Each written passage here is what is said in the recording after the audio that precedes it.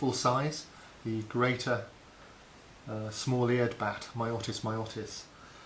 I'm going to show you how I did it in the next series of lessons, starting from my research through to my little model that I made to help me with the side view, through to cutting out the wood, bossing, sorting out the details, modelling, hanging it, finishing, everything, so you can make your own.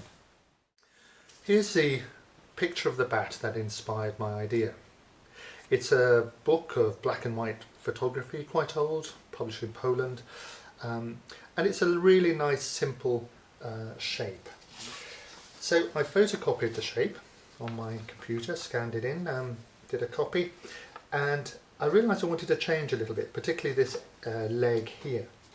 So I redrew the leg to the way I want it, so the bat's changing a little bit. What I liked about this particular picture is that it's not symmetrical.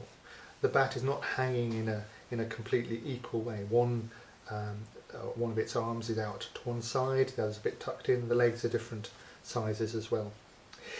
But the thing about this drawing, this picture, is that it's not three-dimensional, and I want this to be three-dimensional from the start. So I made a working drawing here, and from this I could work out, this is my sort of provisional working drawing, where I think the outline of that bat is going to be, and I'm able to get the measurement as well.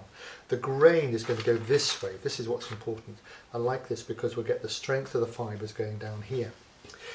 So once I've got that drawing, again using my scanner, I started looking at the side view. This is really important, and from this picture in this book here, there just isn't enough information. So I have to start hunting more information, more side views, and going online, you can pull off lots of pictures, have a look, lots of details of bats, all sorts of things online, great resource. So I've got an end view, I've got a side view, and so on. So I pull this material down, and I can add it to what we have here to make a sort of provisional side view. But there still isn't enough information. So what I need to do is make a clay model enough to give me this information here and how the limbs and the head will go. And that's what I'm going to do in the next lesson.